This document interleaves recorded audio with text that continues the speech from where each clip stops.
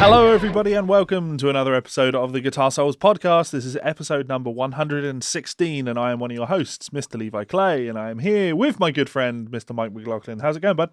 Not too bad, you handsome bastard. How are you? Exhausted. Yes. But for no reason other than it is 8:21 in the morning of Monday. So we're recording the morning that this is going up. Yep. We thought we'd just, leave it as late as humanly possible, so No, maybe we some didn't. stories could come in. But there are no stories. So great. Thanks for tuning in, guys. We will see you for another. Mike, until next time. No, no ad rolls. It's that quiet today. we found a few things to talk about. Same routine, mate. Tired. What's going on in my life? I finally have sofas, which is nice. Did they get delivered? Yeah, I've been without sofas for forever, which has been hellish. Well, you had a sofa and an armchair, did you not? Not a comfortable experience. Whereas now I can sit on that sofa, and I sit on that sofa and put the PlayStation on, and I don't want to move, which is nice. And I stay there for hours and hours and hours, which is nice. I've been neglecting my work duties to play Slay the Spire, which is a gloriously cool little. It's a deck building roguelike dungeon crawler. It's addictive as all hell. 100% up your street. Yeah. As soon as you said like roguelike and dungeons, like, oh, here we go. Yeah. No, deck building was the first thing you said, and I was like, yep, okay. Yeah, it's an extremely unique game, and That sounds cool. like crack. So other than that, nothing. I had rehearsals with Melissa yesterday in the Crows. Yeah, that's right. That's good. Which was Are you playing with them? No. Did you just go with? No, I was doing more of an MD type thing. Oh. And then when their sax player had to leave towards the end, I jumped on backing vocals just to do some recordings. So you don't play the saxophone? Yeah. I just sung the saxophone parts. Well, I got to arrange all of the parts for the whole band to do Adam Neely's version of Hello. That's right. And it was nice to kind of see that musical vision come to life. Not really. It's a weird one, kind of taking credit for that, because like it's not my musical vision. I didn't write the original song. I didn't write the arrangement, but I transcribed and sorted out the arrangement for her band, and that sounded absolutely fantastic. So I'm looking forward to getting to see that at festival in a few weeks' time. That must have been good fun for you. Yeah, It's something a bit different than just tabbing shit out. Exactly. It feels like a real musical job. Or transcribing, rather. That sounded really redundant. Like, you just put things into Guitar Pro and that's as if it's that easy. I mean, that is essentially what I do. I just do tab shit out, but I like to call it transcribing. But you do transcribe, because you could write it in music if you wanted to, and it's just... I could tab something. Transcribing's a bit different. That's the full musical direction, not just the notes. Yeah. Fair? Yeah, no, I'd say that's fair. That's it for me though. Nothing majorly interesting. How about you? Well, as I was telling you off camera, things have been a bit hectic with work, but that never changes for me. Any job I've got, things are crazy. Without getting into too much detail, there was a couple of crises while we were at work. One of which included me getting about 3 hours interrupted sleep. So I had a bit of good sleep last night. I was needing it, and I'm bright-eyed and bushy-tailed this morning, ready to go. And as you said, we're doing the episode super early. Somewhere between real life getting in the way and waiting on stories coming through, if there was going to be anything. But really, as you said, it's pretty much all about gear. Yeah. But you know what? Fuck it. We're all musicians. We're all gearheads. Let's start with gear then. So I put up a video earlier in the week on the 5 best Strat players. Uh-huh. I assume you didn't watch it. Who would you consider to be the best Strat players? The best Strat players? And the whole point of that video was I didn't want to go Jimi Hendrix and Dave Gilmour and Stevie Ray Vaughan. I listed some interesting people that I really enjoy. So my list was Nile Rodgers, Yngwie Malmsteen, Carl Verheyen, Scott Henderson, and Eric Johnson at number 1. And I've been on a major Eric Johnson kick for the last couple of weeks. I'm going to be transcribing a bunch of his stuff on YouTube at the end of the month. Nice. And I've been very foolish, right? I keep upping the limit on my credit card just for shits and giggles, so it's there if I need it. And now I just keep looking at Eric Johnson strats and going, I'd like one of those. That'd be really nice. Are you going to build the same as his rig? Where is it like 1.5 million pedals and shit? Who would I say is this? I think Martin Offler would be up there for Strat players for me, to be honest. Yeah. For versatility. I know he's not the most virtuosic, but he's a good player, obviously, and very unique. Yeah. I think that's the thing. So obviously I don't own any Strats and I don't own any guitars that feel like Strats. Mm-hmm.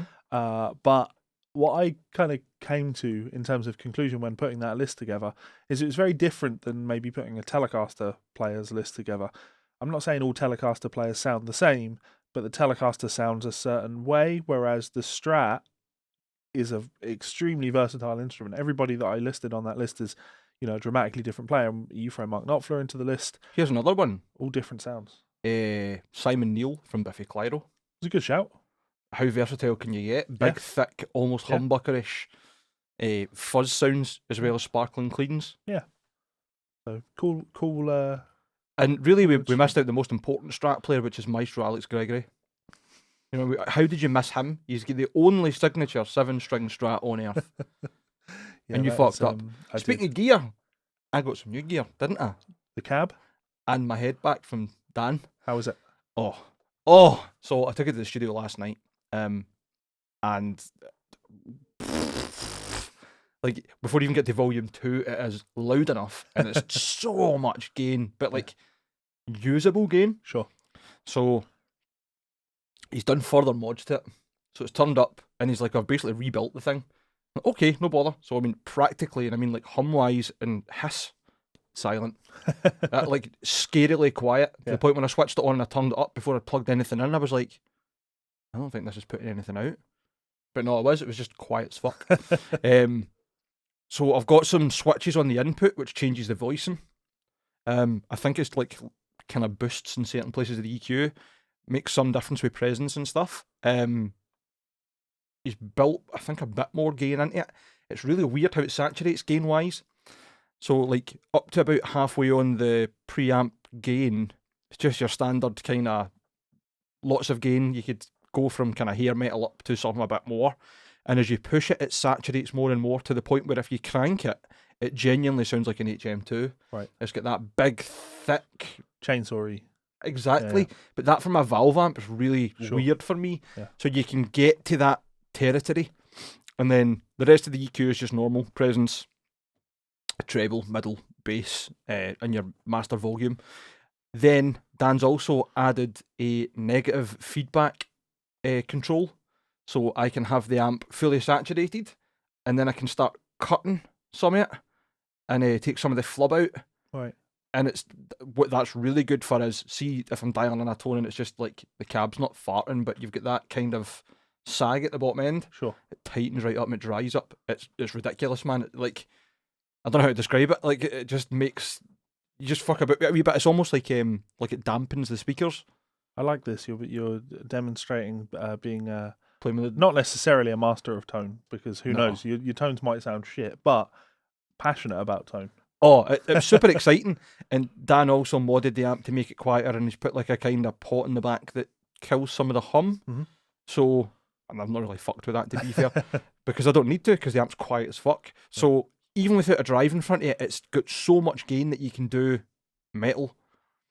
It doesn't necessarily need a gate, because it doesn't get so gainy that it just squeals all the time. It's like kind of natural feedback. Or organic feedback's probably a better way to put it. You know, that's like controllable. If you held a note, it would sustain the note rather than just screaming its tits off. Yeah. And then obviously I put my duality in front of it, and Jesus Christ. Nice. Lots of gain. Nice. When you were saying that, it got me thinking, I can't think of anybody that's done this, or even if it's possible. But would it be fair to argue that maybe the control panel on modern amplifiers is a little bit out of date? Like, why has nobody done like a 48 band EQ on the front of an amp? Because we're guitarists. Don't. People can't make a good sound with 3 knobs. Do you think giving them 48 fucking sliders is a good idea? Well, no, I'm not saying that should be a feature on every amp, but there are certain people that are just really into crafting their properly tone. Sculpting it. Yeah. And when you think of that mid knob and what how that really functions on an EQ curve or whatever, there's not that level of control over gain, Q, and frequency. That you might be able to get in a little bit more detail on. So there's my idea. I think it would be make that. Excuse me. Genuinely, I think the issue would be option paralysis. I know if I had a 48 band EQ in front of me, I would just be like, I'm just going to plug in and just play, because too much. I think anybody that does mixing though would probably appreciate something like that, because you just get a feel for when you hear a sound of, oh, there's a little bit too much in the 4K region. I just want to pull a little bit of that down. I mean, most people, nice and easy to do that. That's fair. Most people do that in post anyway, don't they? Yeah. Get their global EQ on and fuck with it. Which is fair enough. Yeah. The closest I've seen to that would have been when Randall and Mesa introduced the 5-band. Right. Yeah. Randall found it in a few models. Mesa have got it on most of their high-end models. Yeah. Yeah, actually, that's a fair point. As soon as you point out that Mesa, it's like, okay, yeah, so it is doable on an amp. I'm surprised that nobody's tried to do like a massive one. But the other thing we could do, that I don't think I've actually seen, just like a good amalgamation of both, is normal EQ strip and then a 5-band, but you can pick the frequency. So you've got a sweep. Oh, okay. Rather than it being a fixed 100 hertz, 400 hertz, 1600, whatever, you've got a sweep. So you can pick where you want to get it, and then you have where that 5-band would sit on the frequency spectrum. Where each band sits individually, and then you can pick. So, say for example, you wanted a low cut, right? Fuck it, I'm turning it to 80 hertz, and I want to cut all the bass out the cab. Yeah, there you go. You've got your low cut, and you've still got your 4-band that you can tune in as you want. Potentially, if you had stacked pots, you could probably do the Q and the gain on the same panel. Sure. Lots of interesting ideas there. Yeah, we should be amp designers. No, at best, I'm an amp theorist. Did you know?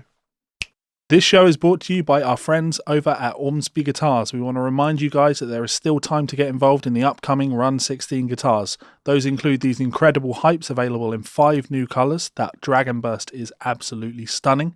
You can also get your hands on one of the Metal X's, again available in a range of finishes.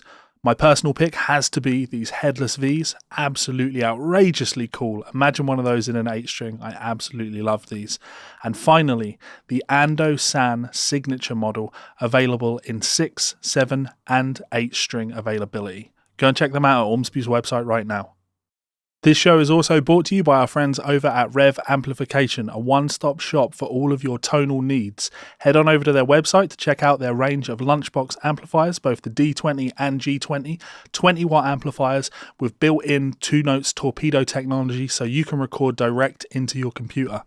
If that doesn't suit, you can also check out one of their highly popular G2, 3 and 4 pedals, giving you that trademark Rev tone in a stomp box. Incredible tones, I use these myself. And finally, you may notice in the back of these videos a Rev Generator 120, an absolute masterclass in modern electric guitar tones. Check it out at their site now.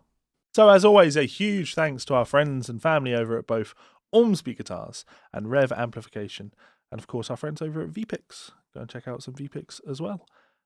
Yeah, not really much to say on the gear front. We had a few more people join up to the Buy Me a Coffee page in order to check out the Rev, which was a lot of fun. So yeah, great way to support the channel. Please do head on over there and check out.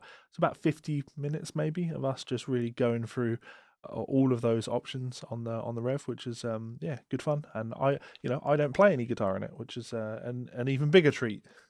Aye, the drawback is that I'm playing guitar, and it certainly wasn't my best moments. I was in here too busy sweating to death. Yeah.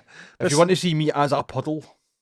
Yeah. Oh, yeah. Actually, yeah. Thinking about that, you are pretty moist. I was in that video. I've not seen the video, but I just remember sitting and you being like mid sentence and just turning and being like, "Fucking hell, are you all right?" Yeah. I'm fine. I'm just too warm. Too warm. Yeah, good one. So go check it out. We are going to start the show today with some fan mail. As always, the link is in the description if you would like to send us some fan mail. GsolesFanMail@gmail.com. Great way to contribute to the show. Yes. I think we have 5 bits of fan mail to look at today. Nice. Some of it's really short, but that's fine. There's little bits of feedback. So we're going to start with Rowan Lurch. That was the first one, was just Rowan emailing to say $10 plus 1 cent per stream, that what we were talking about last time with the streaming services. And his reply to our point was, "I love this. How can we make it happen? Thanks for the great content." Thanks very much for the message, Ron. I don't know how we make it happen. Maybe we could, maybe we could, as a collective, as the Guitar Souls, somehow start this trend, but I don't see it happening. Like, be very much, not even grassroots. Yeah, it just won't happen. So I ran some polls on the podcast last time. There was support for it. Lots of people were for it and said they would do that. But I think they also all acknowledged that the wider public wouldn't, because there's just this sense of you want to know what you're paying for with a service, not have an unlimited cap. And when people pointed that out, people then turn around and go, well, you don't do that with stuff on your phone. You functionally you don't do that with stuff on your phone. Sure, you have like a data package or you have a call package or whatever, but that, again, the point is that that's something that you are purchasing, so you can stay within the bounds and those limits. And if you come close to reaching your data limit, you can have a text sent to you to let you know that. So while it's possible, the general public is just too greedy. They still want too much. They still want everything for nothing. I don't know if I would even put it down to greedy. I think it's just ignorant. They probably don't realise, the same way that most people don't realise behind Netflix there's obviously a lot of money, but there'll be people who don't make as much as others. Yeah. So why don't we treat the commodity of that the same as or how we should treat music? The difference is obviously Hollywood's involved and there's a lot of money. Yeah. Versus recording companies and record labels who take the majority of the money. Which is fascinating when you think about it. Like, that's mad. I get that Hollywood is big business because films make big money because everybody loves a film, but I would imagine people consume more music than they do films. So. Well, that's true, but films generally aren't put on in the background in every place you go. Yeah. Fair. Sadly, but that's it. Okay, follow up on this Spotify solution discussion from Charlie Stevens. Mike, take it away. Hey guys, just want to chuck out some other thoughts surrounding the Spotify solution you spoke about on this week's podcast. We're paying 1 cent per stream after your subscription cost. How do you think this could work with the fact that a huge chunk of people don't pay for premium Spotify? Would they have to pay more per stream, or maybe the ads are more frequented? Surely one 15-second advert between every stream would supplement the cost, if not more, of 1 cent that the premium members would be paying. This would also increase the inconvenience of not having the premium membership, however, could also drive people away from using the service too. I would actually think that would be more of a detractor. It's probably very calculated down to the point where there will be an algorithm in place to understand the perfect balance of getting the adverts to be effective versus driving away business. Lastly, I wondered if the cost would be the same depending on the content. Listening to Octavarium and A Change of Seasons would be the same length as a lot of full albums, but would only cost me 2 cents to listen to instead of 15 cents of 3-minute songs. Even down to your podcast spending 1 cent on over an hour's worth of content. Would love to know your thoughts. Thanks for the continued content. Much love, Charlie. Yeah, I think he raises some great points there. I wouldn't personally grudge somebody getting a full song like that for a cent, or even a podcast for a cent. Yeah, because I get what you're saying. Is like, is there really value in it if you're talking about 15 cents for an album versus 1 cent for the same length of music as one song? That's down to the artist, to be honest. Yeah. And with podcasts and stuff, it's not the same as albums. The point is that musicians are getting millions of streams and not making money. Yeah. Podcasts aren't that popular. But even if, if I could sign a deal to get us a cent per listen to the Guitar Sales podcast, I'd be quite happy with that, because all right, it's not going to add another acre to the land, but it's going to add $30 or $40 a week to our revenue, which isn't a lot, but it's currently money we're not making. It would be nice if that was a thing. Sure, I'd love more. That'd be great. And again, there's the buy me a coffee thing for that. But currently everybody that's listening to this podcast, the majority of you haven't contributed financially to the podcast in any way, shape, or form. If we were getting 1 cent from you, it's better than nothing, isn't it? So I don't think I can see it's not really a problem, is the way I see it. There's obviously a slight imbalance there. But I think the way that you would look at it is a band like Dream Theater, who have long songs like Octavarium and Change of Seasons. I don't think they're going to complain about, but we're only getting 1 cent for this piece of music because it's a long piece of music. You weren't getting that money before, and you are now, and that's the thing that you would focus on. We get 1 million streams a month, and we're getting a cent for each of those. That would be something that I don't think they're really going to complain about. So I don't really see that one as a problem that needs solving. But the first point that he raises about free Spotify users, that kind of, for me, highlights the issue with the system in general, and that is more than half of the people that use Spotify don't pay for streaming. I did put out a poll on the podcast last week to see how many people actually pay for their music streaming. It did skew in favour of people paying, and we're definitely higher than the average place because we're musicians, right? It was sitting around 80% of people that listen to the podcast were paying for their music. Yeah, I would expect that. I would expect, that the sample group we would take would be biased in that regards. Yeah, if we're being scientific about it. Sure. Rigor. So, is there a solution to that? Well, no, but I think everybody knows what my solution to that is, and that is I don't really care about people that get Spotify for free.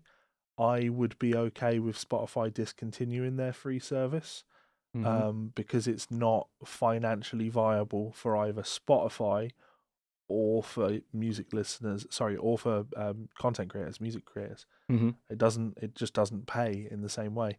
I think that the idea of upping the amount of ads would be fine, but of course the problem here is it wouldn't just be Spotify. It would need to be Spotify. It would need to be Apple Music. It would need to be Tidal. Everybody would need to do the opposite of what you enjoy, which is all the big companies would need to club together and agree that, right, we need to start pushing more ads into things in order to push people towards paying for content. Just what we want. Conglomerates. Saying that, there is another way. I'm really bad for just throwing wild cards in, things that just won't happen, but could be a solution, right? Up the adverts, but all the advertising revenue goes to the musicians. So you're not paying for Spotify Premium, you don't want to listen to adverts, that's fair enough, but if you are, then the money goes to the artists. Split, however. Yeah, but then your problem is, so how is Spotify making any money from the... Well, supposedly they're not making money at the moment anyway, so... I don't feel like that answers my question, but okay. I'm just being dismissive. Sure. Let's do Max. Is that Traylor? Traylor, I think, aye. Yeah. Hello, fuckers. Hi, mate. Where I live, we only have one single guitar shop. I'd love to support them more than I do, but their prices are fucking ridiculous. And it's 1.5 times the comparable shops' prices in different states. And their new guitars are so old, they've started rusting because they don't sell anything. Funnily enough, they even have guitars so old that they've since been discontinued and increased in value. My question is, at what point does a local shop stop being worth supporting? I don't know if it would be better for local guitar players if the shop went under, so we might get a generic chain store to replace it with decent pricing. Love the show, fuck the Tories. Love it, Max. And I'm guessing you're for the States, because you're talking about states, and still saying fuck the Tories. Yeah. Yes! Yes, I love it! Yeah, this is a difficult one, isn't it? A really good one, and honestly I think that it comes down to a personal choice, because how long's a piece of string? How much value can you get personally? Because there's probably people that go to the shop, all they're interested in is a packet of strings for an acoustic guitar once every 6 months or whatever. How viable is that for the business though? They're still going. What's the margin on strings? They might make money elsewise. It could be that it's a repair shop, sure, and that's just to supplement, or it could be a hire business and that's a supplement, or whatever, or it's more commercial installs, but they do the retail stuff because it helps them take over. Sure. That's been my experience of music retail. Yeah. Interesting point. But like I say, I think it's personal. It's really hard for small stores to be competitive to start with. I've spoke about it before on the podcast, the way that distributors often price things. You're almost like blocked from access to the market competitively. So the onus is put on you. The onus is, well, if you're not going to take whatever, then you're not going to get the best pricing. It's never you can't afford that, well, you're being penalised, which is if we're being totally honest, if you're looking at it like eyes open, that is the case here. If you're not spending enough money with us to make it worth our time, then you don't get access to the market with X, Y, and Z. Sure. Guitars, pickups, amps, whatever. So therein lies an issue. That shop probably sounds like the way Magnum Sound was, which is new stock as well as second hand or kind of older, unusual stock, rather than just a stock turnover, like somewhere like Guitar or whatever. Some people find that more valuable. Some people aren't too bothered. It's a bit too much of a grey area to really make a call on, isn't it? Yeah, no. The more I talk, the more I feel as if I'm arguing both points and just get lost in the abyss. Yeah, because So the way I see it is, but the response to your argument, I guess, would, and it's not really that you're making an argument, but the points that you're making, where you're talking about things from the perspective of the small store, and like, well, it's hard for small stores to turn a profit, and they've got all these struggles with distributors, and they can't really be competitive on their prices. And while all that is true, I also don't know if you would then conclude, so it's on the end consumer to just accept that you need to pay more in order to help the business. Oh, I'm not saying that at all. No. Please don't see that at all. Not in any way, shape, or form. It could be that shop doesn't really have an online platform and therefore doesn't see that they are non-competitive. Yeah. They might be sticking to their guns that we are the only local store, so we are the only actual hands-on experience you'll get, so therefore you're paying a premium for us because you... And this is something that I did find in the music shop as well. People don't factor in the service as part of something that the cost is involved in. Yeah. Because everybody's so used to getting rock bottom prices online, and then that's it, it's sent to you and that's it. You can't go and try a guitar out online. Yeah. You can't go back and say, I've got problems or I've got this or that. Can you have a look at it and get something fixed there and then? Yeah. That's a service you've got. A bit more information. You've got a person you can bounce back off. You can get advice. You can get support, troubleshooting. You've got someone who is responsible and accountable if something's not right, and they can get onto the distributor and whatever else. Versus when you pay online, and I often found it was, in my mind, it justified cheaper because there's less service involved. Yeah. So there's less overheads in terms of actual staffing. Yep. Not to say people won't help you if you're buying online, but that's where I see the difference. At 1.5 times comparable shops, quite hard.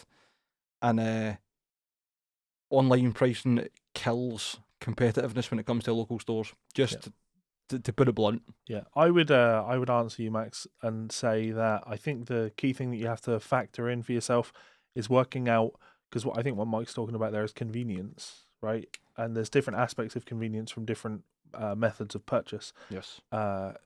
You might think the online version is more convenient for you because you can get a lower price, but your local shop, the convenience is you can just walk down the road and pick up the guitar, you can try it, you get that service, and then it's yours immediately. You don't have to wait for it to show up. I kind of think back to, I have obviously a massive book collection, and I shop a lot for books on Amazon, and I used to buy all of my books new and used, and now I don't. Now I just pay the full retail price for them because I want next day delivery on it on Prime. So I pay more for the convenience, and I do so because I'm okay with that additional cost. But if it was twice the cost, then probably not. We all have a different line. You need to work out what your line is, Max. But 1.5 times the price, not a chance. It's pretty brutal. I think it also depends what the attitude is of the store. Yes. Because some places are oblivious and some places are headstrong, is maybe the way to put it. Yeah, I think also it depends what you're buying. 1.5 times the cost on a brand new guitar is ridiculous. Yep. Whereas 1.5 times the cost on a pick or 1.5 times the cost on a packet of strings, that probably isn't going to bother you. But if you think about that in the long term, how much additional money you are spending there. Here's a good example of one where it was just them being obnoxious and headstrong. Do you remember going to Victor Morris, God rest the shop? I do, yeah. Remember how arseholish that fucking shopkeeper was? Yeah, I can't even You remember. were looking at a ukulele and I was looking for a speaker cable. Yeah. You were looking at the ukes and the guy walked past, didn't speak to us at addresses, and went, people used to ask before taking photos in guitar shops. Like, just this ignorant cunt attitude. And I felt it if we walked in the door. I don't know about you. For anyone that doesn't know, Victor Morris was an institution in Glasgow. It was Emphasis 2 shops. on was. Was shut now, right? But for years and years and years, and they advertised in the local papers and the national papers and stuff as well. And it was very well known. So you had the guitar store and Victor Morris, and it was 2 of the same shop, essentially, on one street. The guitar store, obviously all guitars, they did a lot of stock, but quite zany stuff. Would you agree with that? Like a lot of totally. Not oddball, but like rare and interesting stuff. Yeah. Occasionally, like wee diamonds in the rough. That's why I was taking pictures. Totally, and then you were taking that's pictures interesting. with the ukuleles as well because you were picking the colour. Yeah. But Victor Morris, the other shop that was up the street, again shut when the guitar store did. It's the only place I know where you could go and buy a radio, a metal detector, I was hoping and a you were stab going to just stop there and be like, it's the only place I know where you could go and buy a radio. No, it just had the most zany things. Like you could get like a night vision scope and a fucking George Foreman. Yeah. and a stab vest, Yeah. like weird shit, like katanas and all that. Anyway, the guitar store didn't have a great reputation, understandably. I'd been in lots of times before then. Depending on who you spoke to, it was all right. But this is, I believe, that it was the owner. Yeah, and I remember actually that day because we made a lot of comments when we left with "No wonder you're fucking going out of business." Absolutely, thing. like you only listened to the guy's face, and I was like, "Oh, Yeah. here we go." I mean, man. they had the all the posters, the closing down posters on the front of the shop. It was a didn't they? closing So- down sale, and he Yeah, was that still was being what a we- fucking begrudging bastard to Yeah, even that's give you what some we went time. Yeah, and I guess normally in a situation like that, I'm never going to go, do you know who I am? I can make or break your business. I'm not Misha Mansour.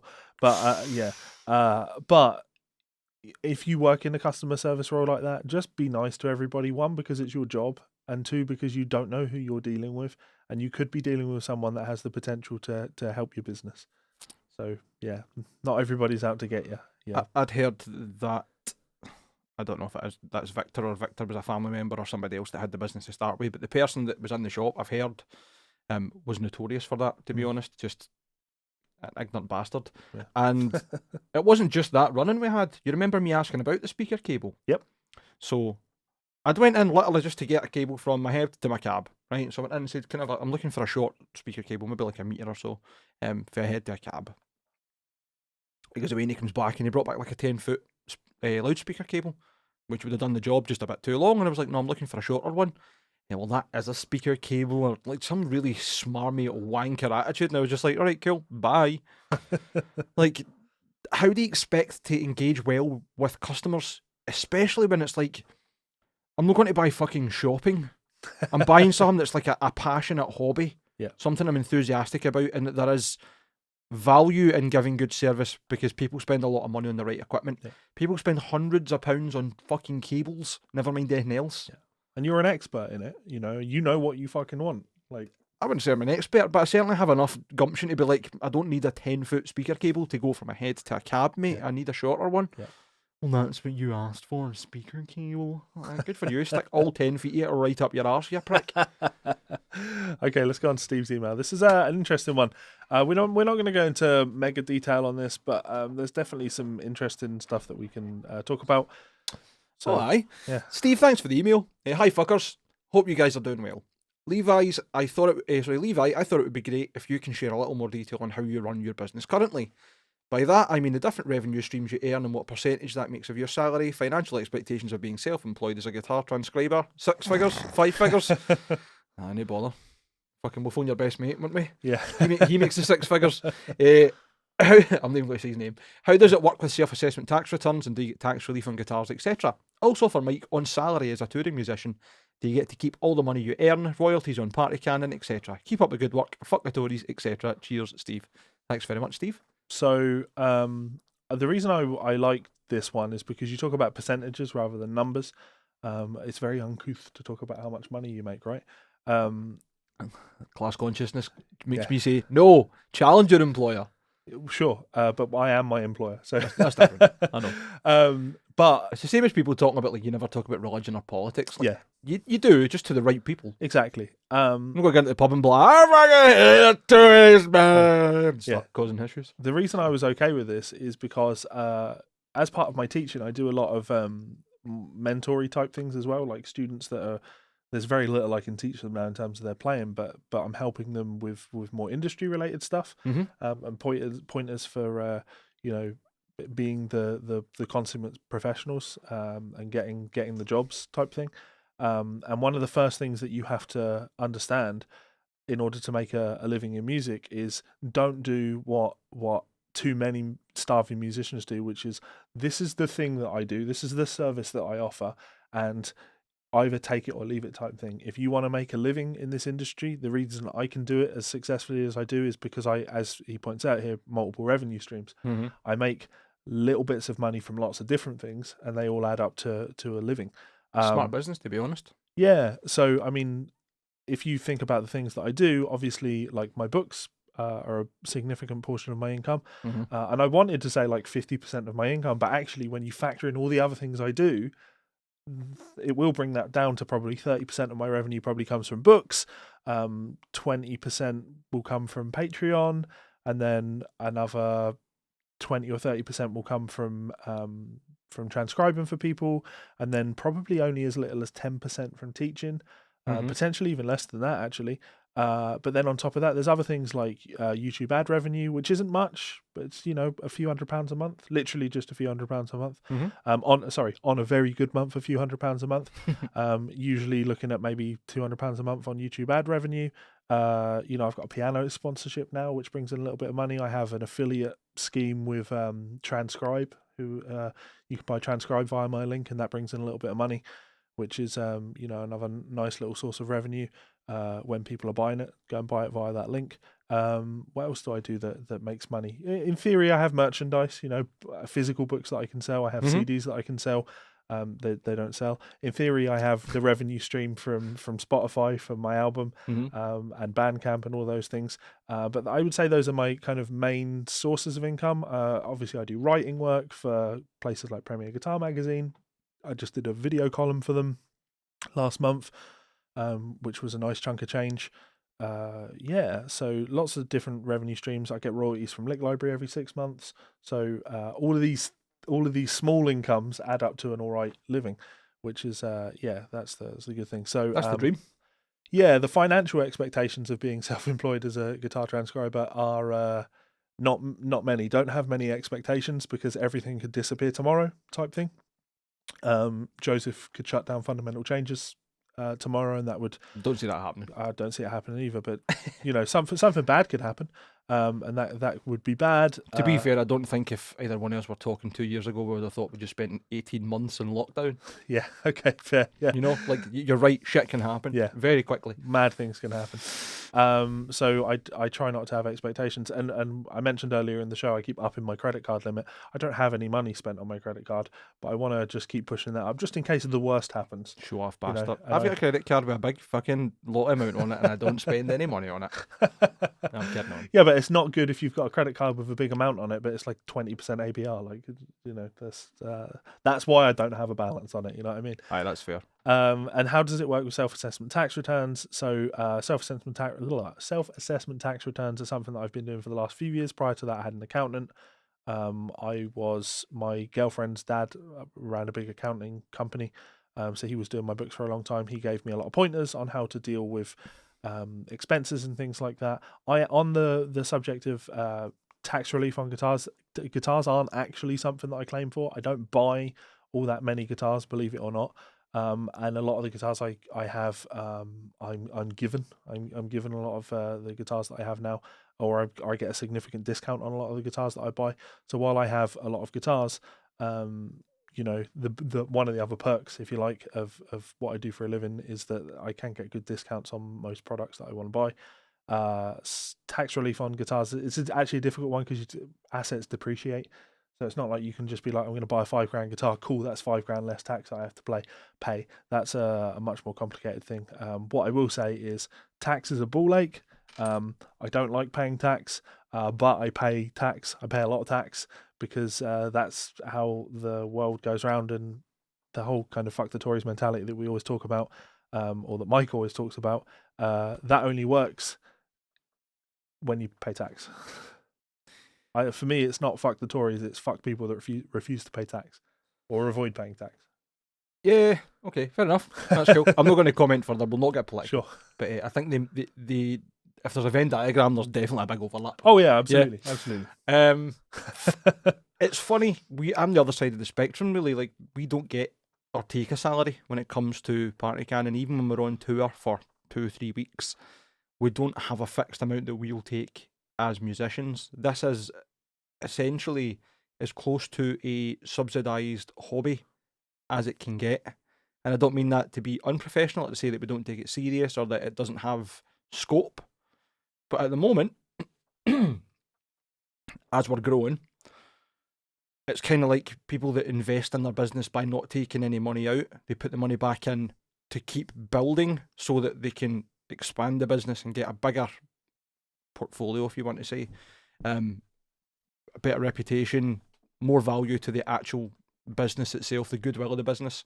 So that's how PartyCan generally works. We have started in the last couple of years making more money per show. Still not a significant amount in terms of what you think some bands may get paid. But I think that's down to the fact that we're all fairly aware that it's not just a hobby. It's not something we expect to make money on. We do it for passion, not necessarily just to make money or anything. And it's not a genre of music that's super popular. We do well with merch, I won't lie. And people often slag the band as like, you've got more merch than songs and whatever else of that part. And it does happen with some bands. But that is the backbone of us making money. It works with you guys though, because you've not released a single piece of merch that I've looked at and gone, that's a bit shit. Well, that helps, doesn't it? Yeah. We're having some, not problems at the moment, but a couple of teething problems. Like, we've had the album recorded for months now, and the art hasn't came out because the artist that we had commissioned just has failed to get it finished. So Stop hiring Derek Tickle. it's not Derek Tickle. This one, I do feel bad. I don't know what the circumstances are, but it's somebody who was really highly recommended, and like the go-to guy for the style of art we wanted. But unfortunately, it's not happened. We've got somebody else, and we were trying to get another merch design done for Bloodstock, and pretty much all the artists that we've reached out to that we're interested in working with are booked up. So we're probably going to do a reprint. Anyway, what happens with the band is, generally for money, as members, we don't take any money out. The money all just goes back into the band account. So, talking sake, we're going on tour. We're going to go to the States for 2.5 weeks. First thing we need to do is get the flights paid for. So either, if we're playing at a festival or if we've got a couple of gigs with the same promoter, we'll arrange a deal with them where they pay for or subsidise or help out with the travel costs. So then, I think the twice we've been to the States, the flights have been paid for and back, which has been great. And then we'll have like a guarantee for each of the shows, which is to be expected. That'll be contracted. Doesn't mean necessarily that we're going to get paid that, because things happen on the road, and being a musician, you just have to be as flexible as possible. But we go into it with the anticipation we're going to at least cover our costs. Because we're so far away from home, and if we're away for more than 3 or 4 days, for example, what we'll then do is we'll take profit out of the merchandise and split that as just basically daily costs. So instead of like a per diem or whatever, and allowances, which we've spoke about as a band, but it's just not financially viable without the band basically not being able to tour without us taking money out every time and basically paying for fuel and stuff ourselves. But as long as we cover our fuel costs, have accommodation, and make some sort of money at the other end of it, we're not too bothered. We don't make a great amount. When you're on tour, much the same as you talking about the multiple revenue streams, that's basically the way it works. Once your costs are, say you're in the US for 2.5 weeks, you're maybe making $50 for every show. But if you do 15, 16 shows, then you're still making $800 plus whatever you get for the merch, if you've got any left over. Yeah. And And then, because the States is quite a nice place, depending where you go, especially in Texas, everybody's got a tipping culture, so they just want to give you extra money. that was my experience of Texas. People just wanted to give you extra money. Like, oh, where can I buy a t-shirt? Whatever else. There you go. Oh, there's $50. I'm like, right, that's your change. No, just keep it. Like, no, like, this is a financial transaction where we have a fixed price. No, it's just a donation, and it's nice. It's really cool. Haven't come to expect that at any point in my life, but it's always nice when it happens. It's a really cool gesture. It feels nice to even tip when you're in the States. I don't know if you feel the same way, especially if you can afford to give a good tip and make somebody's day, because the service industry's fucked. Like, tip your waiters, come on. Or waitress, not being sexist. So, simple fact is, we don't really make any money on it. The band itself sustains itself by the money going back in and reinvesting, and then whatever's in the bank account pays for the flights if we don't have the money up front from promoters, venues, festivals, whatever. Royalties, they go to the record label, and the deal we have with the record label is pretty good. We don't get anything financially from them. They will pay for a lot of the manufacturing costs. We paid for the recording the first time. I think they made a big contribution to the recording this time, if not paid it in full. They put money forward for a lot of marketing materials, and Carlos from Gorehouse, he does his own printing, I believe, these days, but certainly before, part of the deal would be like X amount of merch designs to support whatever you're releasing, and just like a small portfolio for yourselves. he's always went over and above for us. I think he does that with most bands, so kudos to him. But that then gives us some more money. The way we work it is we don't get money from him for stuff that's made. What he'll do is whatever he makes, so say he makes 1,000 CDs, we get 20% of that. So we'll get 200 CDs. We get them for free. We sell them. We make all the revenue on that. Yeah. We can also buy whatever other stuff he's made. For example, like the first recording he put out for us, the deal was like 2 pieces of support merchandise per release. I think we had about 7 or 8 things from him. We had shot glasses, we had party hats, we had long sleeves, we had jumpers, we had multiple t-shirts, we had posters, we had like beer cozies, mugs, limited edition versions of the discs that came in a steel tin case with stickers, we had patches, we've had buttons, like as in pins, like we're really lucky in that regard. Sure. And the good thing is, anything he does, even if it's a small run, we'll get some of, and then we make money on that. We also license stuff out, which is just basically, say, Fat Tub of Lard Records. They do a lot of brutal death metal stuff, and it's just licensing deals. So same idea, they basically go, we're going to print 100 of these t-shirts and we'll send you 20, or we'll pay you X amount to do that. Sound, no bother. We get extra exclusive merch. We run it that it's most of the merch is limited edition. Pretty much we'll go, right, we're going to get 100, 200, sound. When they're gone, they're gone. If they're really, really popular, we'll reprint them. But generally speaking, we try and keep it new. Yep. And I think that's how Party Cannon does well with merch, because as you say yourself, like, we try and keep it as interesting, fresh, to our own image and style as possible. And you've really showcased the kind of multiple revenue stream. The reason it's a self-sustaining thing is because you're doing the multiple revenue streams, lots of different things. Absolutely, we're trying our best. The other thing that we could do but we don't is like crowdfunders or Patreon and stuff. We try our best to avoid all of that. What? Oh, so we just seen the headline. we try and avoid that because just in general, like, we all have day jobs. We all put some time and money into it from our end. Any musician does that whether they actually kick back financially, because you're buying your equipment, you're putting time in, you're practicing, you pay for recordings, pay for studio time. You're doing all of that without even realising. They're all investments, aren't they? Yeah. So that gives you an idea of what goes into Party Cannon making and spending money and trying to generate more revenue. Yeah. Don't get me wrong, if somebody came to us and went, I want to be a silent partner, or we want to invest in your brand, or we've decided to give you a grant or whatever, then sound, no bother. I mean, the one thing that I would love for us to get in the next couple of years actually is a van, so we can go proper touring. Yeah. But it's not the kind of thing that you can be like, would someone like to donate as a van? And I wouldn't want to do that anyway, that's horrible.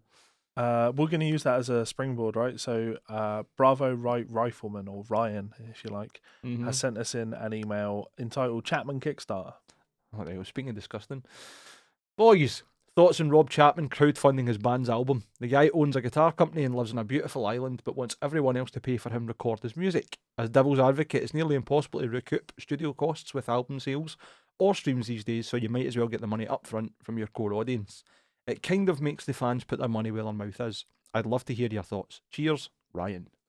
So I'm glad that he presented this devil's advocate, because it's reminded me that is a devil's advocate position that I should be taking. But of course, my extreme dislike for Rob Chapman often makes it hard for me to take that devil's advocate position. Well, can we separate this into two conversations? Sure. There is the idea of crowdfunding, and then there is Rob Chapman crowdfunding. Fair? Well,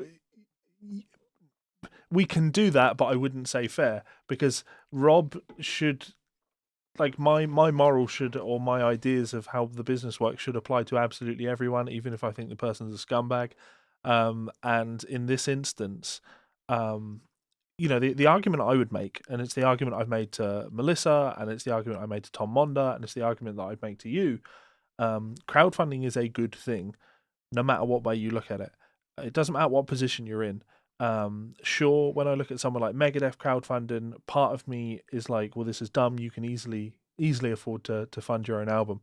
But the side of crowdfunding that I like, the side of crowdfunding that I think is a good thing, is the unique perks that you can offer your fans. It's a great way to engage your fans and have them have access to something that's unique, something that they could only get by doing that one thing, right? So Megadeth did a lot of that with their crowdfund. My issue with Megadeth is that they were charging way too much for the things that they were offering. Such as their cameo.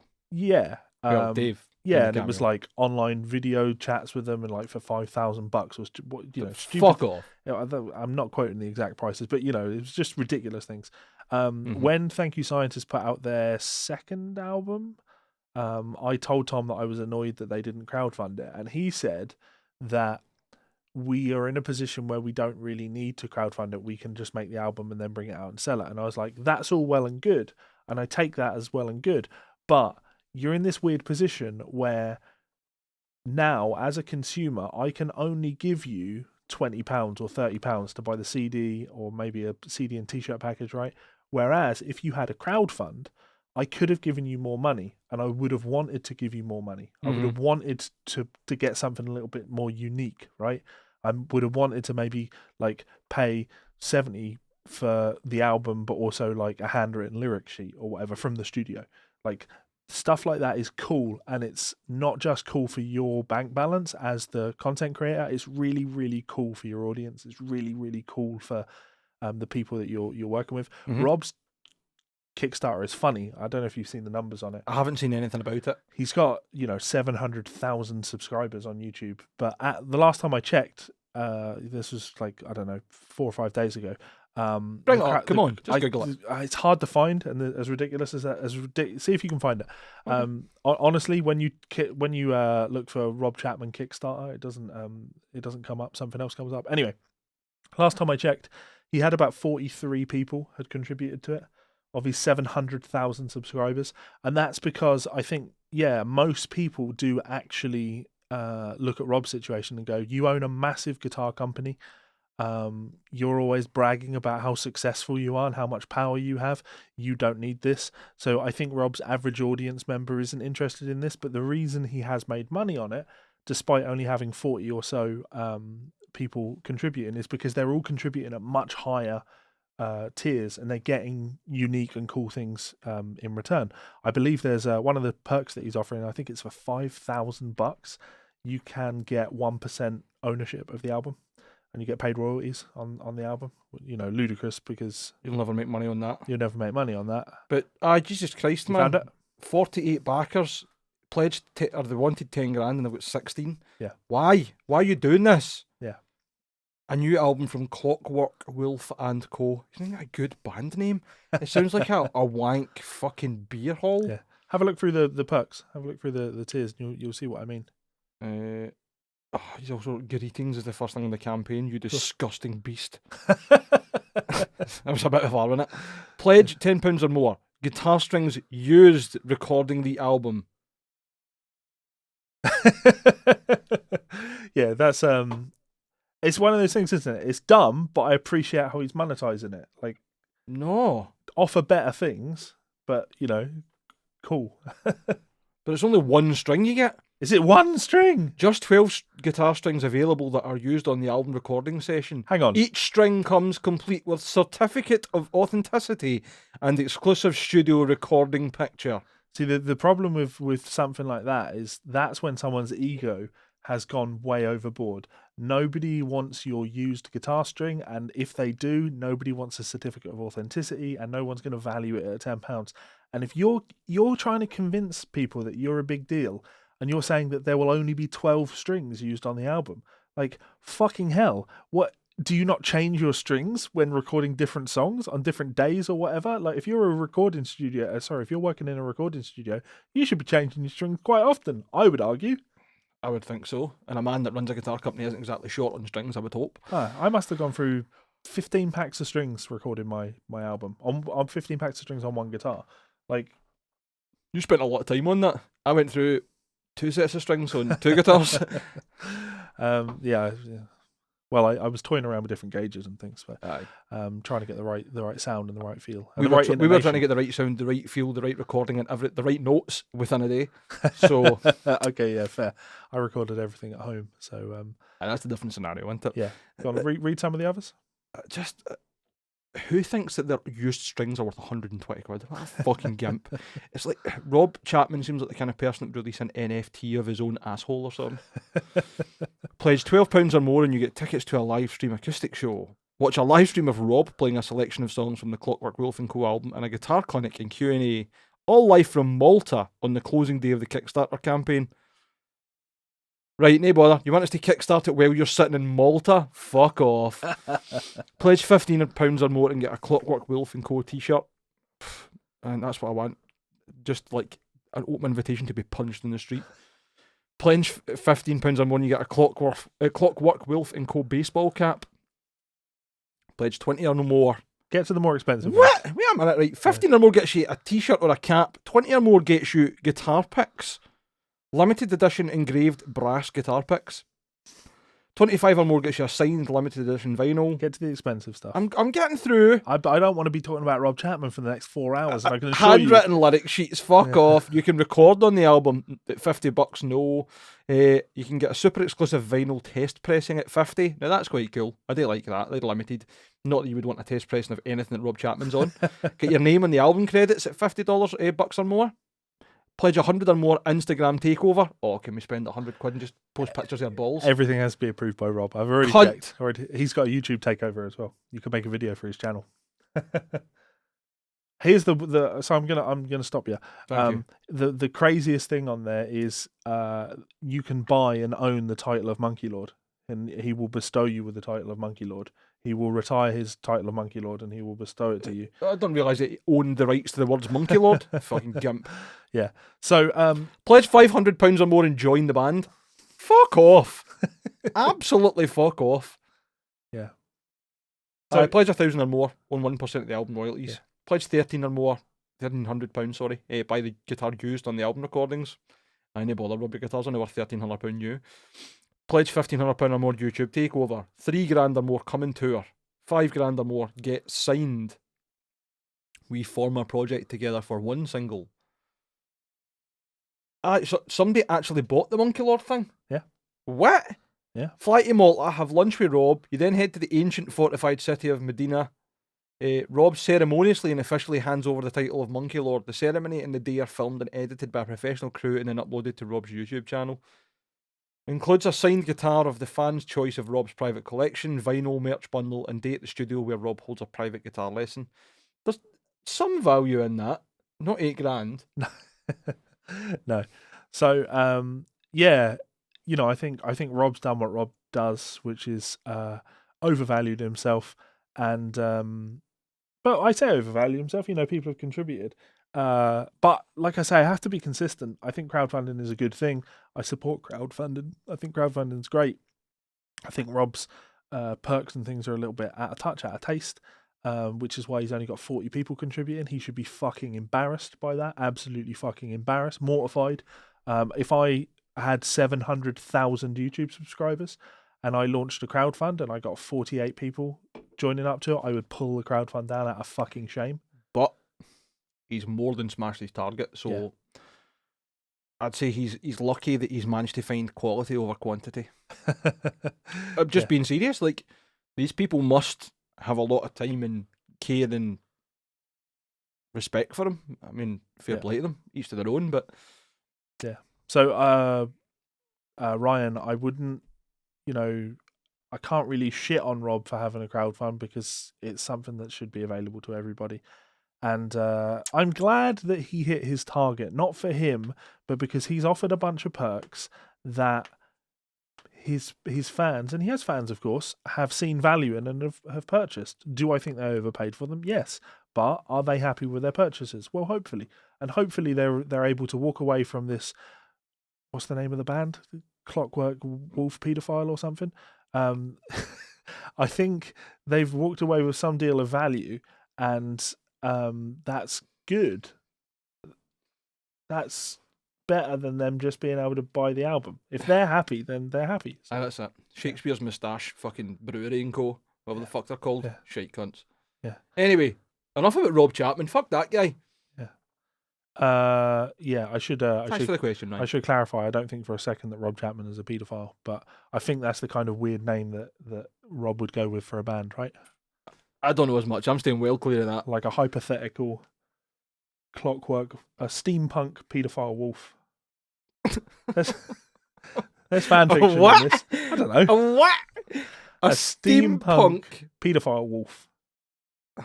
There's fan fiction and that, a graphic novel, if you like. If someone wants to write a graphic novel on that. But If you go down to the woods today, you're in for a big surprise. off. Let's move on. Yeah, Before we get sued again. yeah, exactly. So that is the end of our fan mail. We've talked for an hour there, which is great because, as I say, there's not all that much other news for us to talk about. Let's start by talking about Rick Graham and Guthrie Govan getting new signature models from Charvel. Yeah. I don't know how you feel about these. Let's move our faces out the way. Let's get rid of my Patreon thing. There we go. Yeah, have you seen these? Have you looked at these? I saw Rick Graham. I didn't realise Guthrie had another one. So Guthrie's is clearly just the same as his natural one, but with a tobacco burst instead. What's different about it otherwise? Oh, there's mini switch. Wonder what that is. I think that's on the original as well. And the weird wee short Floyd Rose. Yeah, I think that when I look at this, I know it's not because the price is literally on screen, but it looks cheap.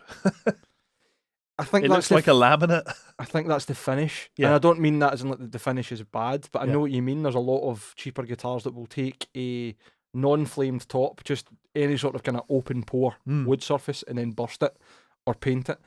I don't think it looks cheap necessarily, but I get where you're coming at. I think it's a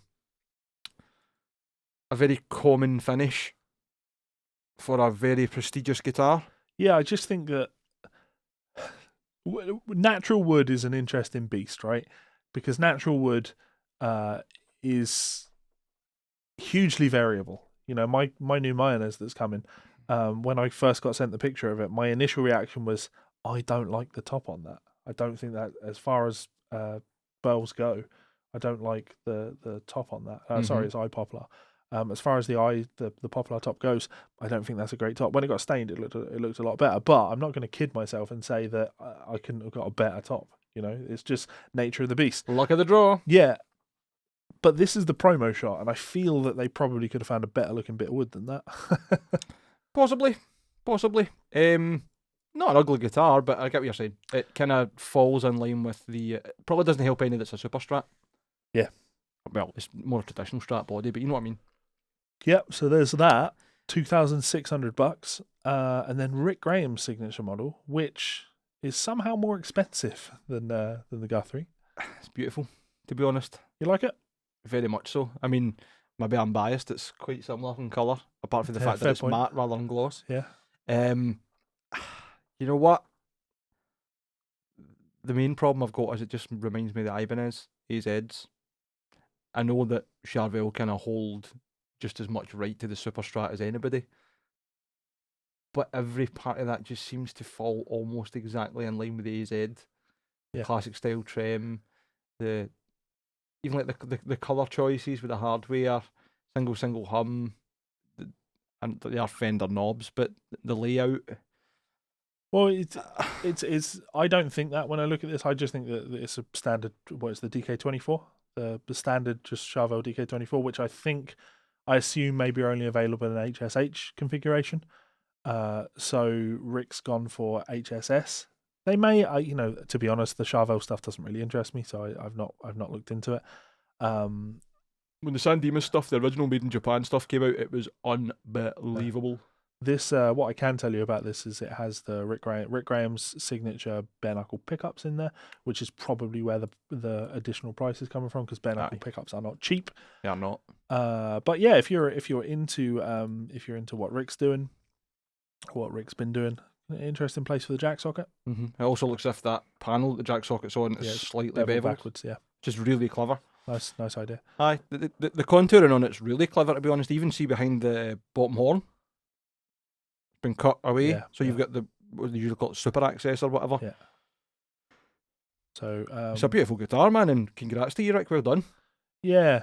It surprised me that Rick hasn't had a signature model sooner than this, to be honest. Oh, it's mad, isn't it? Just I've spent a lot of time.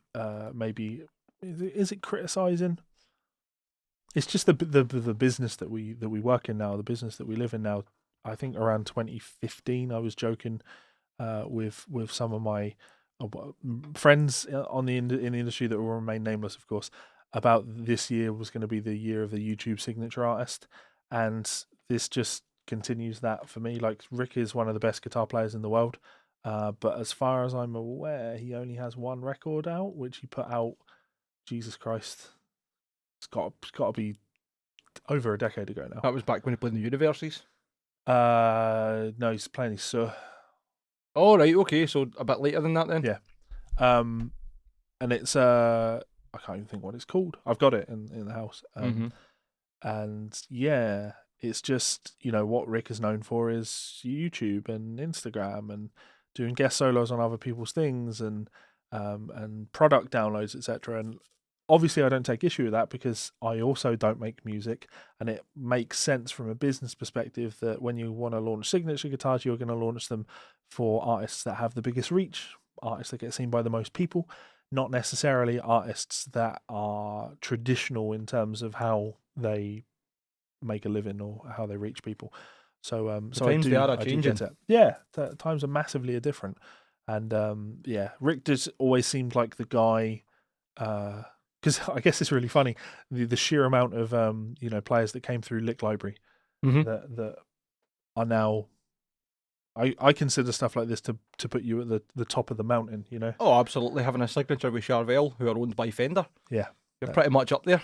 Yeah, it doesn't get much better than that. I don't know how well this is going to sell though. It's not an ugly guitar. There's every chance it will sell really well. It's not an ugly guitar. I think we should probably make mention of, can you see Rick Graham's name on it anywhere? I didn't even realise that. No tramp stamps. Saying that though, I don't think there's really any Charvel models that I've got signatures and that on them. Like, even see the Henrik, whatever one it is, the Henrik Danage? I don't know how to say his name. But I don't think there's anything on there either. I think that what makes them signature guitars is the fact that it's their spec. Sure. I wasn't saying, this is unique about the guitar, the fact that it doesn't have a signature thing on there. When you point out that none of their guitars have that, I guess that makes it a little bit more interesting, because then what that says to me is that maybe that's a Charvel policy. And Could that be. they are, as you point out, these are to the artist's spec. I just realised I did all that and nobody could see any of that. But maybe these are just, the fact is they're to the artist's spec. I like the fact that there's no signature branded on there, because I think that the amount of Rick Graham fans that are going to buy this versus the amount of people that are just going to buy this because this ends up being the guitar that they like is going to be offset more towards those people, because it's a lot of money. It's a lot of money for a signature guitar. People buy the Guthrie one, but Guthrie is a different echelon of player in terms of yeah. Saying that though, like, I could be wrong. Happy to be wrong on that, actually. buying a good, well-made Charvel, made in Japan, nice spec, you're probably not going to be all that bothered about whose signature it is. You're going to be bothered about if you play the guitar and you go, this looks and feels exactly how I want it, and that'll be the one for them. Yeah. And that I suppose avoids any concern about, I don't like the aesthetics of X or Y name on it or whatever. Yeah. So I'm just going to scroll through these and through their signature series. I think and tell me which one you'd have. I think Angels might have his name on it. I think his signature's on the headstock, maybe on the back. Not on the front. I love that all of them have got a bottom access for the truss rod, the base of the neck. It's got a logo. Aye. So that's like the closest you've got to any sort of branding, really. If you were to go for one of these, if you were to have one of the Charvel signature models, what do you think? Well, I'll tell you, it would not be the Warren de Martini one. Look at the state of that. $3,000! Jesus Christ! Look at the state of it. I don't know who he plays for, and that's me just being ignorant, to be honest, but that's no for me. It looks like a De Vries in my mind. Yeah, which is probably not very nice. Honestly, it's probably going to be Rick's. I think the Same. Guthrie, newer and older, the J.K. Lee's more of a rounded shape, and there's the original one with flame top's nice. Is it caramelized ash is nice, but they're just a bit bland. Yeah, I don't like these look like solid weird horns. I don't want to call them wobbly cocks, but I'm going to go with wobbly cocks. Why not? Fair enough. The Jake Lee I'm not too big on. I'm also Nah. quite shocked that he's got a hardtail. Yeah. Oh no, Jake's always played hardtail. That's the thing that's fascinating about Jake. You listen to the 2 Aussie albums that he did. He's playing a fixed bridge Strat on those. Right. During his audition with Ozzy made a point of saying, "Well, I need someone that has one of the wobbly things that Randy had," because and apparently Jake said, "Well, let's just play a song and see if you notice that I don't have one," because he does a lot of weird Slides and stuff. bending behind the strings and to get a lot of weird whammy bar type sounds. So that has absolutely always been a Jake thing. Ugly guitar. I'm not going to lie, that is really fucking ugly. I like the Guthrie. I'm not crazy on the top on that. This can get in the bin. I do like Angel Vivaldi's. I really like the Angel Vivaldi, if I'm honest. I also like the Satchel. Joe Duplantiers, I'm not too bothered about. I don't know who this gentleman is. That's cool though. It's one of few relict finishes that I'm kind of into. I'd probably have the Angel Vivaldi in blue with the gold hardware, or the Rick Graham. If I was going to have either one of them. To look at the two of these, the Angel Vivaldi or the Rick, I don't know which of those I prefer. That's what I'm saying. The two of them are nice, so if I had to pick between one of them, I'd be happy with either one of those. You know what I will say to Charvel's credit on this, because I think a lot of the time when most of the signature guitars that I'm into tend to be Ibanez guitars, right, guys? Yep. They tend to play a lot of Ibanez. I grew up on that. But there was this sense of, back in the day, like when Petrucci left Ibanez to go to Music Man, there was this talk. I don't remember if he said it. He must have said it though for this to get around. The idea was that when you're with Ibanez, all Ibanez will do for you is they'll give you an RG with your design on it, but you're getting an RG, you know. And when you look at the Rick Graham signature versus the Angel Vivaldi signature, the lower horn on these are different. There's a bigger cutout on the Angel Vivaldi one. Same as the Guthrie has got that floppy penis. Yeah, floppy cock. Please don't touch my floppy cock. There's a Peep Show reference for you. I actually, a lot of time for Charvel then, because they do that. Not enough time that I'd buy one, but you get the idea. Right, what else? Let's talk about the let's quickly do this Ed Sheeran guitar.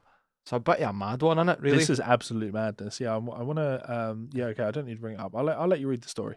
Sure thing. You want to scroll up a wee bit, or is that the start of it? Sorry. UK-based. Yeah, that's the start of it. Sorry, UK-based boutique guitar workshop, pickup maker and luthier Monty's Guitars has taken to social media to show off Ed Sheeran's newly restored Martin acoustic guitar, which had been severely fire damaged after it was gifted to the singer-songwriter by Eric Clapton.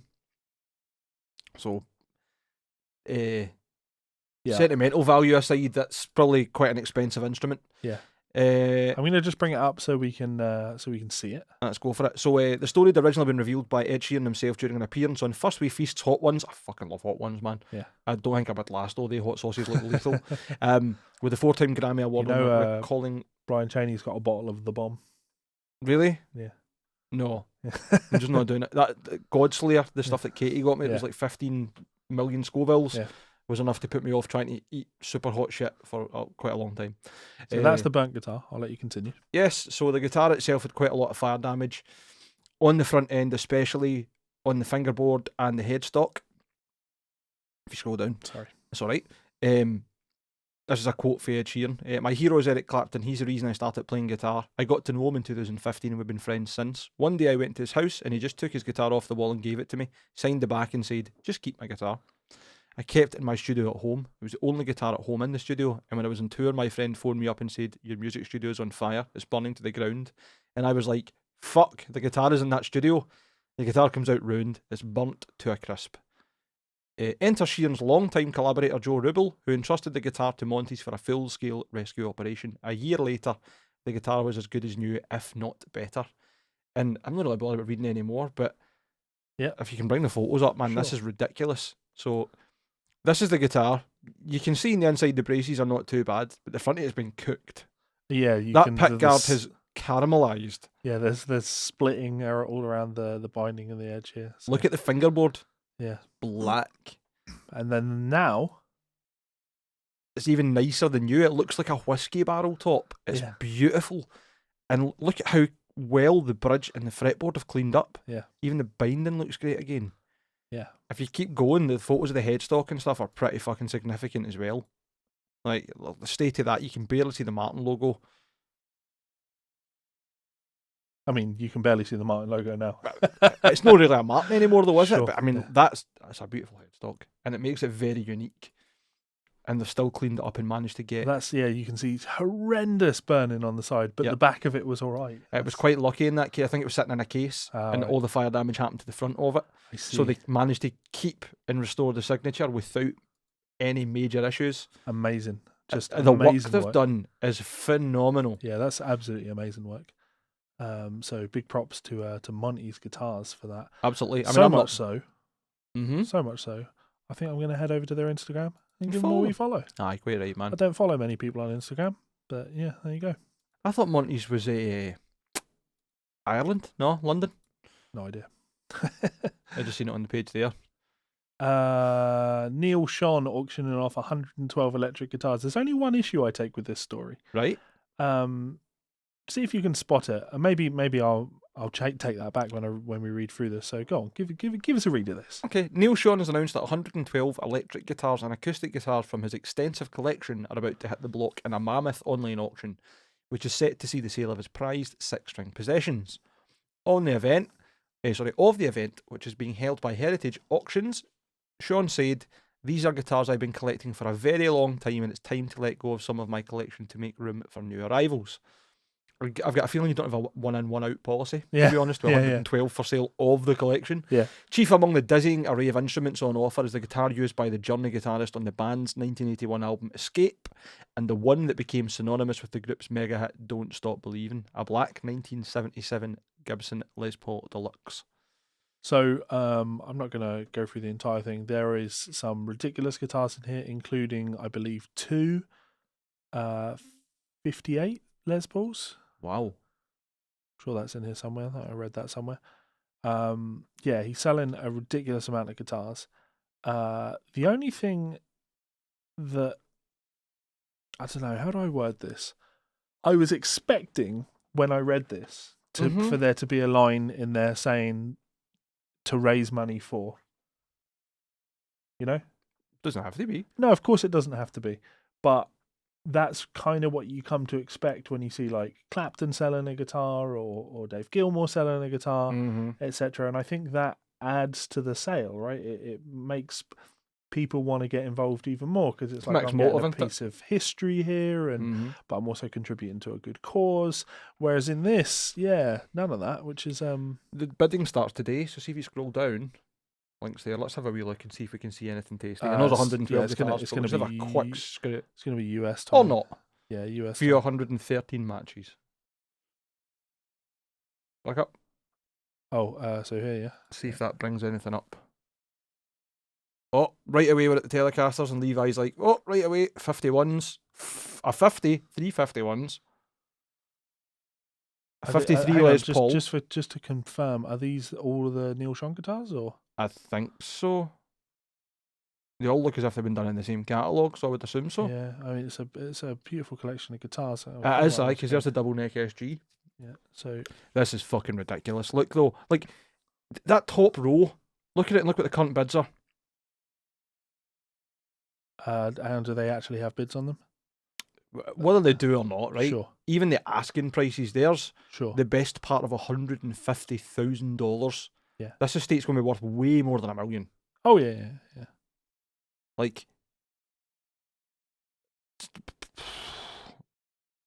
yeah, it's 63 Strat, 25 grand. It's No, the worst part being, I don't think these are being priced up as being owned by Neal Schon, therefore there's extra value on them. It's the fact that there's so many guitars from the collections that are valuable in their own right. There's two double neck PRSs. I wonder if we can, High to low. Alright, let's see what's here then. A Joe Bonamassa NFT. Yeah, this was $350,000. Yeah. So no, it's the guitar and the SD and the yeah. Anyway, so the Don't Stop Believin' Les Paul, 1977 Gibson Les Paul, black solid body electric guitar, opening bid $200,000. It's And then crazy, there's isn't it? two 59 Les Pauls. Mm-hmm. There's a 58 Les Paul, not a gold top, beautiful. Yeah, A 57, 57 another Les. 59, a 60s 335, 58 335, 59 335, a 50 A broadcaster. 1950 Fender Broadcaster. Nice. Yeah, this This is is a ridiculous collection. absolutely ridiculous collection. Just absolutely astonishing. I would actually, if I had the time, sit and count up exactly how much it's worth. The sad thing about this is it would be nice to see. It would be nice to be able to get the sold prices on all of these, Mm-hmm. because there's the opening bids, and then there's what these are all going to actually fucking sell for. Let's come back in 19 days then. That's what I pin in this one. I That's don't a repeat story. I imagine they'll all just disappear. Oh no, okay, past sale prices. There you go. So They're not his guitars, they're just other ones. yeah, so it will show you things that have. No, so you'd have to sign in. Well, I mean, can I join. guess we can look into it. Because it's going to be an astonishing amount of money. I don't know. It just comes under that like mega wealth thing. Mega wealth. I don't think that anybody that has mega wealth is obliged to support charity with all of the ridiculous amounts of. But Neal Schon never needs another penny in his fucking life. I imagine he and his family and his family's family, his children and his children's children, are taken care of for all time. You know. So yeah. I mean, it's not as if he's hoarding crazy wealth. He's not quite up into the billionaire status, but I wonder how much he's worth. Let's have a look. I don't ever trust these things. I don't know why people Google them. It's madness. Well, it's not that you can trust this net worth of 40 million, but Neal Schon worth. People also ask, how many wives has Neal Schon had? Fuck off, come on. It's not that you can trust this, but it's where. So if you use celebrity net worth as a source for how much someone's worth, you're dumb. But if you use somewhere like celebrity net worth as a source of where someone's worth is comparatively to everybody else, there's a difference between looking at this and going, Neal Schon's worth 20 million and Neal Schon's worth 200 million. You know, so 40 million is a lot of money. He's good. Anyway, so let's do the main story today.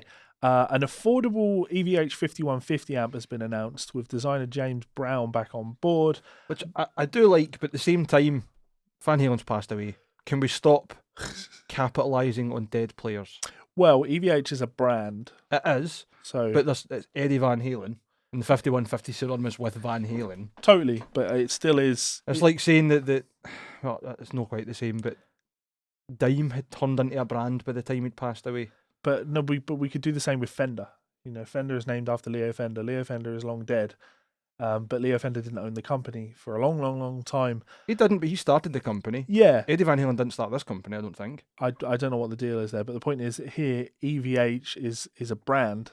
It's not. I don't think when we see this, I don't think anybody's thinking, some more amps that Eddie Van Halen designed. EVH and 5150 are just trademarks, you know.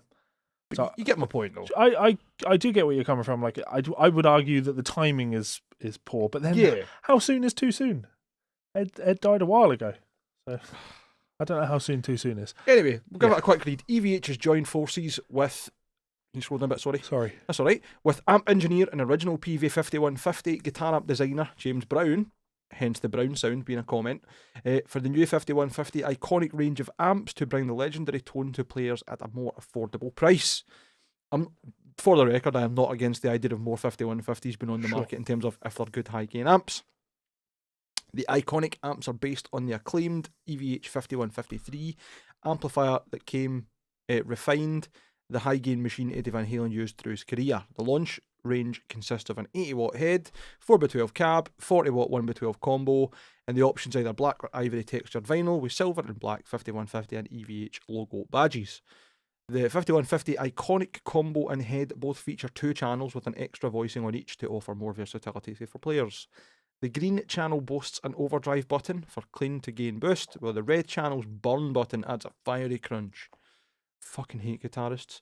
This all sounds like a very good news, and so does the £799 price for the 40 watt combo and 80 watt head. Worth pointing out that translates to $799, which £800. That's a lot of money. $800. It's not a lot of money. Aye, and relatively to incomes and stuff. Aye, absolutely. Now, there's been a bit of internet debate about this, hasn't there? Yeah, people are... Especially in the guitar community, because, as you know, we are all opinionated wankers, especially when it comes to things that we probably don't know as much about as we want to, and then we start getting right into Dunning-Kruger, which is probably us defined as humans, you know what I mean? Sure. And good friend, Scott Gaylor, had put a really good post up on Facebook, and I thought it was really interesting for us to start as a conversation. So Scott posted a picture of multiple Ronald McDonalds, and then put the post saying, "So I want to understand this. Eddie passed away, and the first thing many in the guitar community say is, I hope he keeps the EVH brand alive." Then he does exactly that with James Brown, the OG behind the 5150 amp. Now they released the first affordable 5150 that Eddie was involved in. Well, they go, that I didn't realise that, so that's fair enough. And have his blessing on, and you'll lose your mind. Yes, it's $899, and yes, it's an MDF cab, which I'm sure most of you don't even know what that means, or didn't know what that meant. So, just because it's MDF doesn't mean it's a bad cab. It could sound great, but it could be cheap build. Yeah. Most people want birch ply, dovetailed, good condition, good shape, solid, close back, whatever. But we've all had a fucking MDF cab at one point. I think I'm just going to give you the new nickname of Cabman. I'm feeling that way these days, man.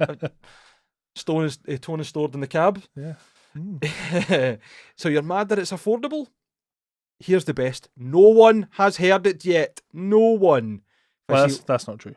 I imagine people that made the amp have probably heard it. I think what Scott's Scott point means is no one in the public. None of you have heard it yet. Yes, no one who's commented so far on the sound of it has heard it. If I see one more YouTuber post an opinion, a like and sub grab / reaction video, I'm going to lose my shit. It's an affordable first tube half stack, something many of us would have killed for instead of the crappy crates in Marshall MGs. Tighten up, guitar community. We can do a lot better. Shout to Ryan Bruce, it's fluff, isn't it? Yeah. For an actual logical video on the subject. Edit. Since I've already been accused of being an EVH Fender artist, I'm not. I have no dog in this fight. And even if you were an EVH or Fender artist, that still doesn't mean you have a dog in the fight. It also doesn't invalidate your point. Yeah, you don't own the company, therefore you don't get a share of revenue, you know? So Scott's absolutely right here. While I would, the MDF cab is something that I'm probably going to go, it's not ideal, for me, in terms of what I have access to. That's not going to be something I'm going to go for. That doesn't really matter for the head.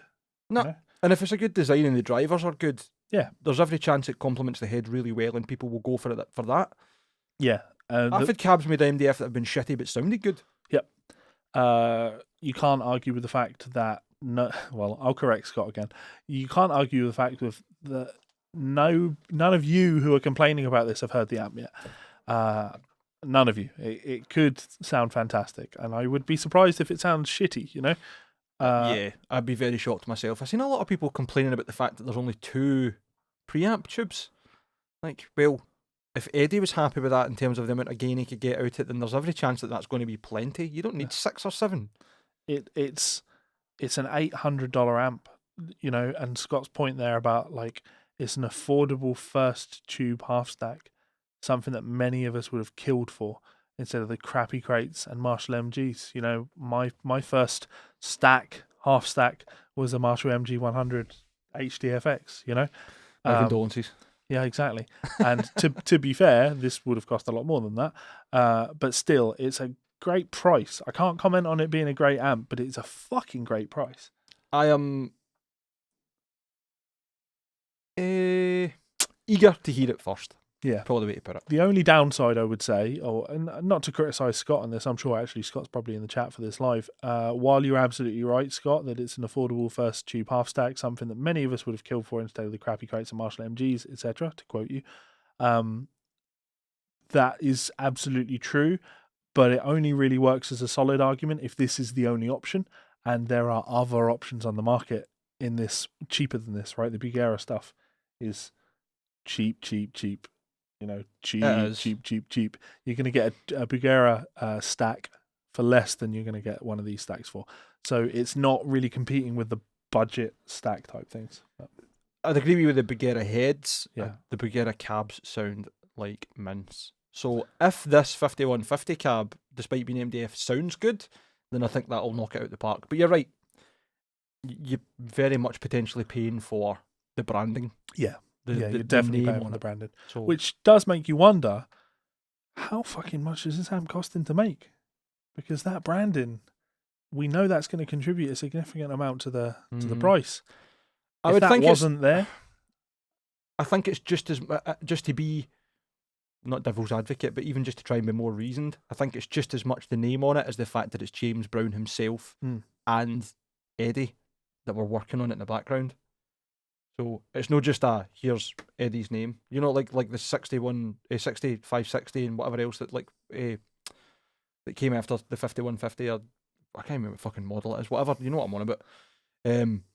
6505, like these kind of things. You know what I mean? Like they're evolutions of that, but they're taken away from what was original versus something that like obviously Van Halen didn't use one of these. Yeah, but it's probably as close to the original sound of what he had before as you're going to get in a new package.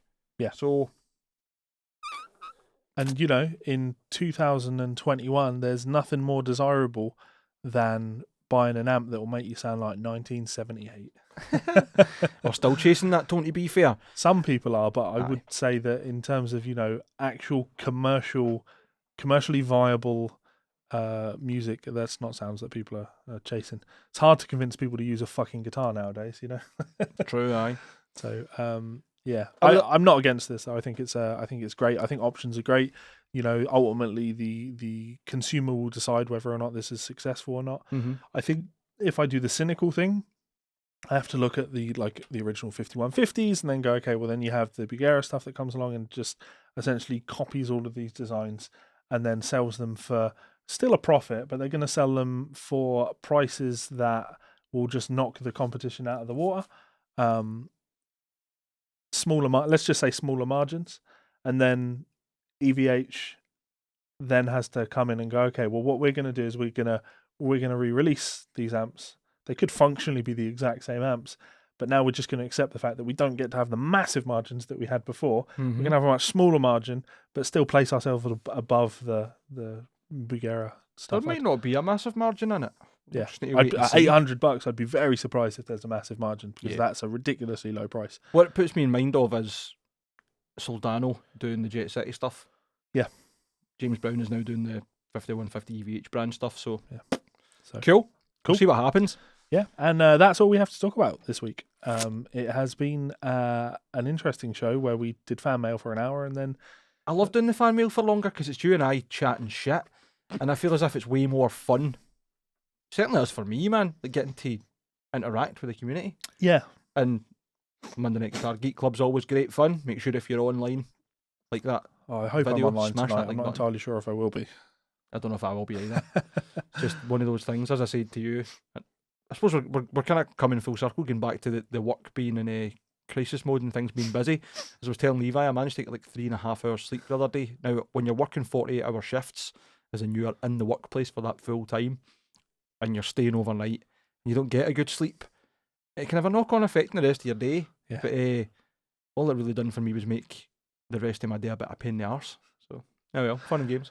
Yeah, I think, I don't think Jay's coming to visit this evening at some point, and I'd be surprised if she's gone by the time the podcast happens. But I'll try and pop in, guys. So, fingers crossed. I need to socialise as well. I need to see human beings outside of Mike and Melissa. That would be handy. So, anything else? You know what's going to happen. Did you know? This show is brought to you by our friends over at Ormsby Guitars. We want to remind you guys that there is still time to get involved in the upcoming Run 16 guitars. Those include these incredible hypes available in 5 new colours. That Dragon Burst is absolutely stunning.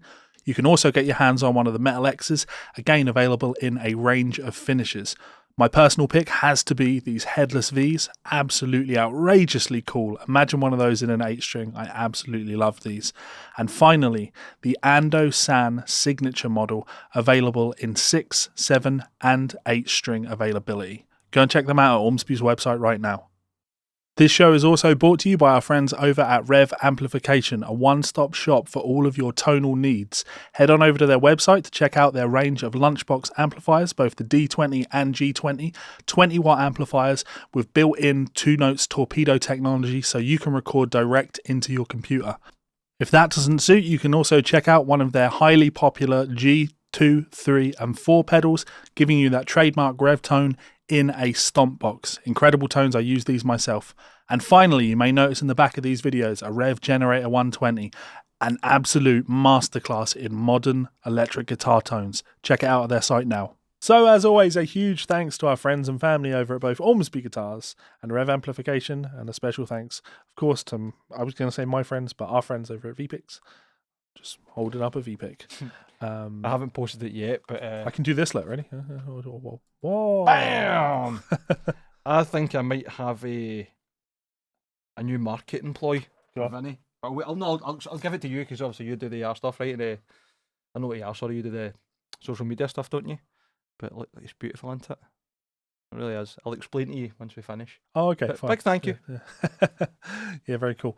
So go and check our guys out, and of course support the show on Buy Me a Coffee. You can get access to 3 bonus episodes. We'll be doing another bonus episode in the next few weeks, and of course your input is always valued. So if you are a supporter over on Buy Me a Coffee, let us know what you want to see. And if you're not a supporter over on Buy Me a Coffee, go and support us on Buy Me a Coffee. And if you're not a supporter on Buy Me a Coffee, tell us why. Tell us what you want to see that will get you over there supporting us, because we do not expect to get a cent per stream. That would be wonderful.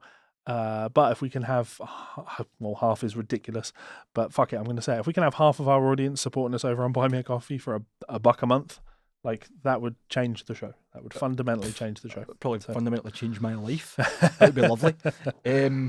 Idea for the bonus show, I'll just float this to now. Why don't I bring the Jet City back? We'll plug it in. We'll get a microphone on the cab, or even get it through Yeah, we can't run a microphone because it will... torpedo. Yeah, we can use... Straight in there, and then we'll go through that like we did with the Rev, and you can have a fuck about with the EQ and see just how crazy this amp can be. Sure. Want to do that? Yeah, if that's something people want to see, sure, why not? If you're interested, obviously. If you want to hear how Mike tries to work out his fucking tones, yeah, which is like a... Does that hurt you? Nah. Does that hurt you? It's alright, cool. It's nearly 10 o'clock in the morning, so I've still got to edit this show, get it rendered, get it uploaded, make a thumbnail and all that. But what I'm actually going to go do is go and play Slay the Spire, because that is my addiction currently. The show might not even go up today. I might just, binge on Slay the Spire all day. We'll see what happens. I don't believe that. Anything's possible. Mike, until next time. Bye, fuckers.